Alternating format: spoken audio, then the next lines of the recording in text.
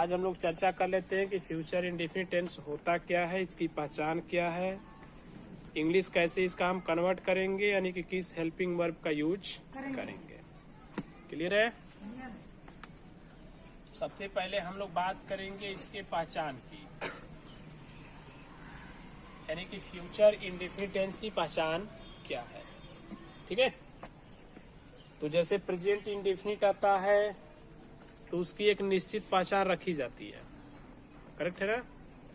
Past indefinite आता है तो उसकी कोई निश्चित पहचान नहीं रखी जाती है, कि रखी जाती है। कार्य के होने के भाव को देखा जाता है कि कितना समय में हो रहा है, मतलब किस टाइमिंग से हो रहा था। पढ़े हो, अच्छे से याद होगा। उसी प्रकार से हम बात करेंगे फ्यूचर इंडेफिनिट की। तो जो फ्यूचर इंडेफिनिट होता है, इस फ्यूचर इंडेफिनिट की भी कोई निश्चित पहचान नहीं होती है, करेक्ट है। अब ये नहीं कि इसमें इतने इतने वर्ड आते हैं तो फ्यूचर इंडेफिनिट हो जाता है, ठीक है। इसकी सिर्फ एक पहचान है और वह यह है कि इस टेंस में जो कार्य है वह कार्य अभी होना वाला होगा। कैसे होगा? होने वाला होगा। कोई भी काम हो, वह काम अभी होने वाला रहेगा। इस बात को ध्यान में रखना, राइट है। होने वाला होगा, जैसे में राधा आएगी, क्या तभी काम होना है ना, कि हो गया है, आएगी, अभी काम होगा। सीता आम खाती होगी, मतलब अभी होगा वो, करेक्ट है। मैं नदी में तैरूंगा, अभी तो तैरूंगा ना। मैंने, उसका भाई लंदन से आने वाला है। आने वाला है थोड़ा, लग रहा है फ्यूचर में हमें जाना है, गागी में जाना है, आएगा। ठीक है। हाँ आएगा, ऐसे बोल सकते हैं। उसका भाई लंदन से आएगा, ठीक। अब इसी को अगर हम बोल दें कि उसका भाई लंदन से आया होगा, ध्यान देना, उसका भाई लंदन से आएगा, उसका भाई लंदन से आया होगा, दोनों में कुछ अंतर हो रहा है क्या? आ चुका है और वो आएगा भी। एक सेंटेंस से उसका भाई लंदन से आएगा, मतलब काम अभी होगा। दूसरा, उसका भाई लंदन से आया होगा, मतलब आ गया, ये काम खत्म हो गया है, करेक्ट है। दोनों फ्यूचर में ही है, लेकिन एक बोल रहा है कि अभी मेरा काम होने वाला है और दूसरा बोल रहा है कि मेरा काम खत्म हो गया, करेक्ट। और हम ये अभी बता रहे हैं कि फ्यूचर इंडेफिनिट का मतलब ही होता है कि उसमें कार्य अभी होने वाला रहेगा। क्या करने वाला? होने वाला। तो तुरंत हमें समझ लेना है कि वह फ्यूचर इंडेफिनिट है, तो इसकी कोई निश्चित पहचान नहीं मिलेगी, राइट है। इस बात को आप ध्यान में रखना। सिर्फ इसकी एक ही पहचान है और वो ये है कि आप सेंटेंस के सेंस को अपने से समझिए और उसमें ये देखने की कोशिश कीजिए कि कार्य अभी हुआ है या नहीं। अगर अभी होने वाला है तो फ्यूचर इंडेफिनिट कर देंगे, अगर कार्य हो गया है तो उसको फ्यूचर परफेक्ट कह देंगे, करेक्ट है। जैसे वह दूध पिएगा, किसमें रहेगा ये? पिएगा, अभी इसी वह दूध पिएगा। तो काम हो गया? नहीं, बना, अभी होना है ना। होना है तो किमिन गिनेंगे इसको, इसको फ्यूचर फ्यूचर इंडेफिनिट को। अगर उसी को बोल दिया होता कि वह दूध पिया होगा, वह दूध पिया होगा, तो इसमें कार्य क्या हो गया है? खत्म हो गया। जब कार्य खत्म हो गया तो किसमें गिनेंगे?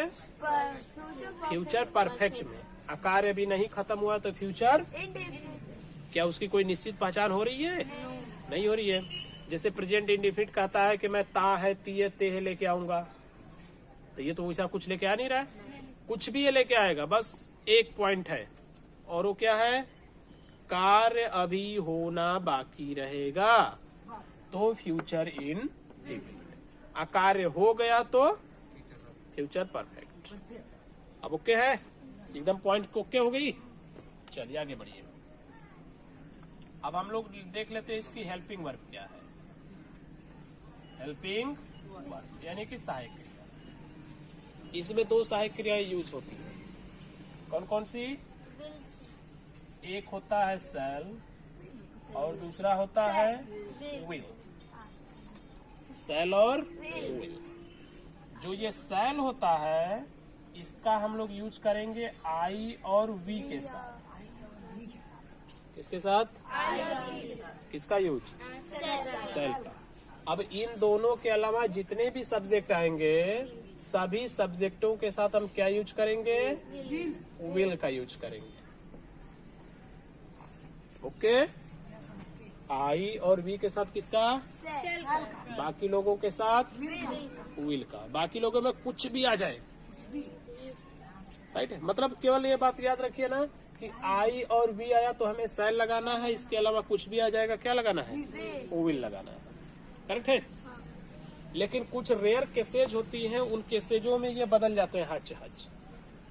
आई और वी के साथ विल हो जाता है और बाकी सबके साथ सेल हो जाता है। तो अलग पॉइंट है, उसकी हम लोग चर्चा बाद में करेंगे। ठीक है, अभी नॉर्मल से हम चर्चा करते हैं। अब हम बात करते हैं अपने मेन वर्ब। कौन सा वर्ब? ये फ्यूचर इंडेफिनिट है ना। प्रेजेंट इंडेफिनिट में वर्ब का कौन सा फॉर्म लगता है? फर्स्ट। और पास्ट इंडेफिनिट में सेकेंड यूज करते हैं। तो फ्यूचर इंडेफिनिट में कौन सा यूज करते हैं? थर्ड। नहीं, फ्यूचर इंडेफिनिट में भी फर्स्ट ही लगता है। वर्ब का कौन सा फॉर्म लगता है? First form. करेक्ट। मतलब प्रेजेंट इंडेफिनिट हो, पास्ट इंडेफिनिट हो या फ्यूचर इंडेफिनिट हो, तीनों में वर्ब के फर्स्ट फॉर्म का ही यूज करते हैं।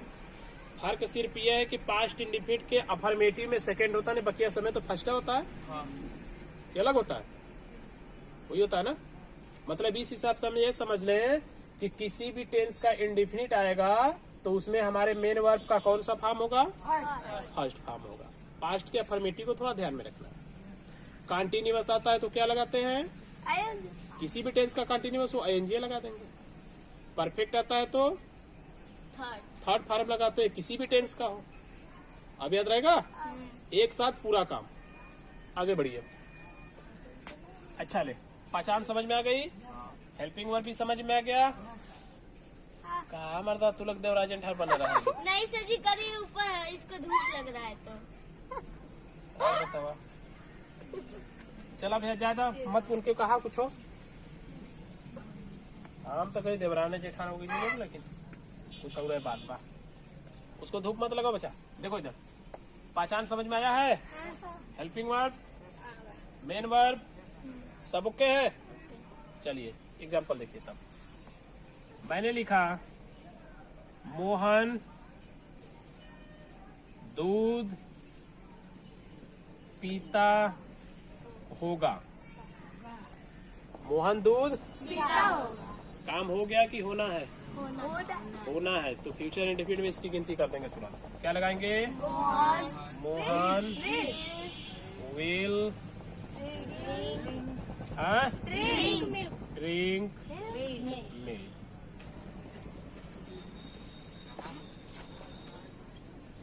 ठीक है गुड्डू, समझ में आई बात? हाँ? आगे सीता, ठीक है, गीता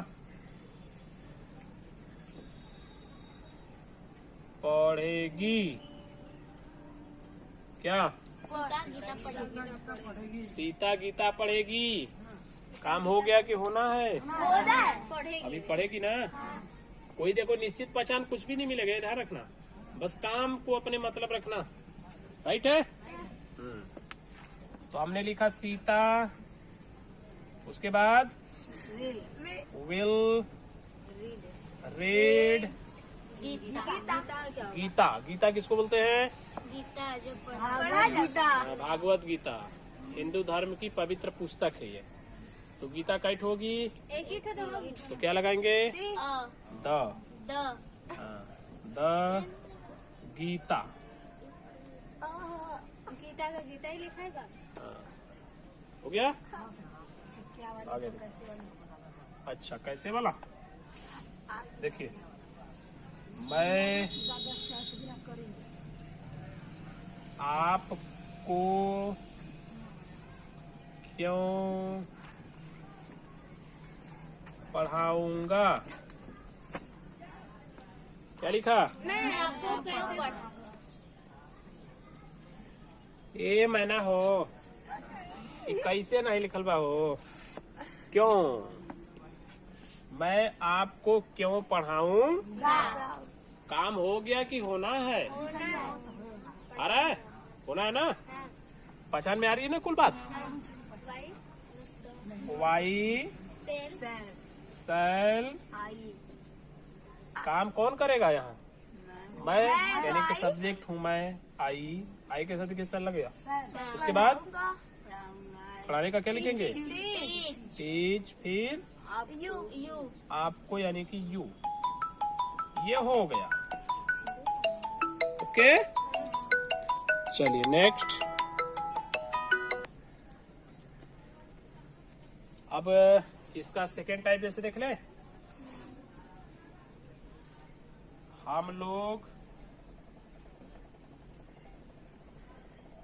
आगरा,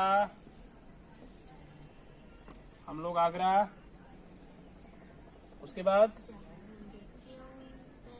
कैसे जाएंगे? हम लोग आगरा कैसे जाएंगे? पहले किसको बनाएंगे? कैसे का क्या लिखेंगे? हाउ।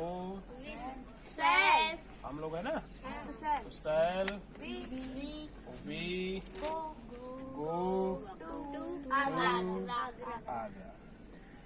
सही है। अब बन जाएगा। अरे बड़ा करेगा तो क्या से आएगा? गुरुजी आगरा में डबल ए रहेगा ना? आगरा में ए तो रहेगा। अब सुन ले कि आगरा में तो यार बुआ रहे नहीं, हाँ क्या रहेला हो? बुआ कितने रहती हैं?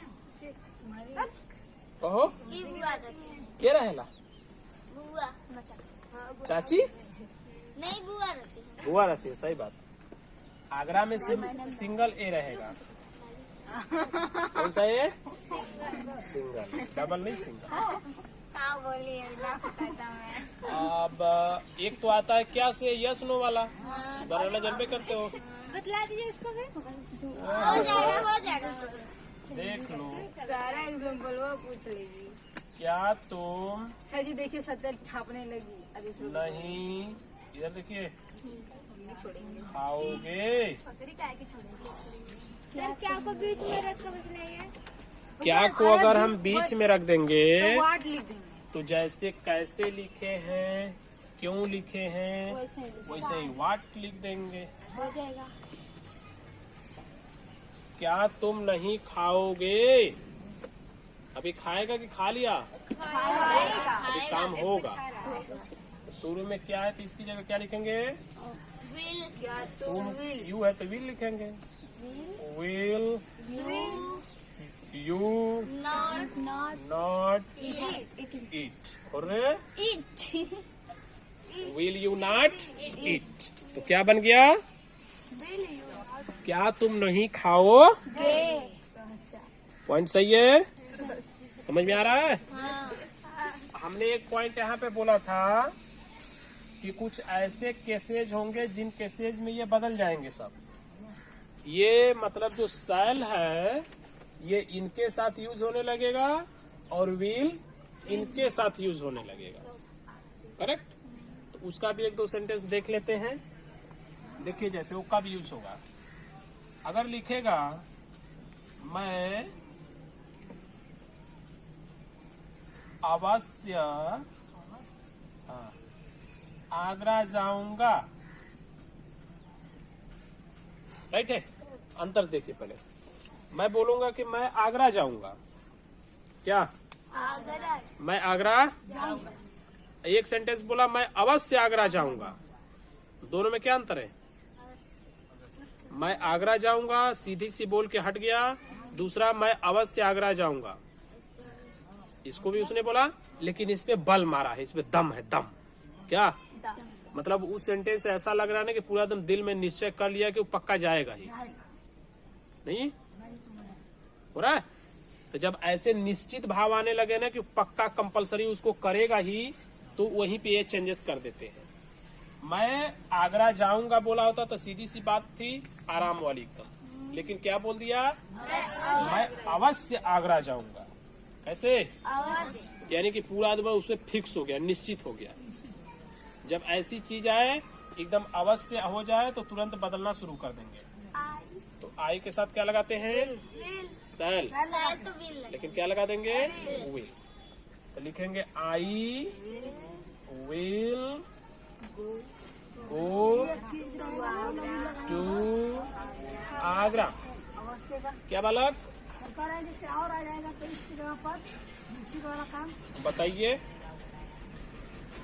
कोई सेंटेंस बताइए जो दिमाग में खुरापात मचा रही हो। सेंटेंस का नाम तो कैसा बदला हुआ रहेगा? हाँ? बस ऐसा रही तो यहाँ लगी नहीं ना। हाँ हाँ, बदल देगा। केवल काम को नहीं तो अवश्य करा देगा कि हम करबे करेंगे भैया। वो तू कितनो मरीबा ना मारब, आगरा जीबे करब, ऐसा कुछ निश्चित कहेगा। जैसे बोलेगा मैं दूध पीऊंगा, क्या बोला? एक ने बोला, दूसरे ने क्या बोला? अवश्य। हो गया अंतर ना? पक्का वो पिएगा ही। जैसे बोला राधा नाचेगी, सिंपल सी बात होगी। और क्या बोला? राधा अवश्य नाचेगी, एकदम कंपलसरी वो नचबे करेगी, पक्का नाचेगी। तो राधा के संगे विल लगाते हैं तो क्या लगा लेने के? अब समझ में आ गई बात?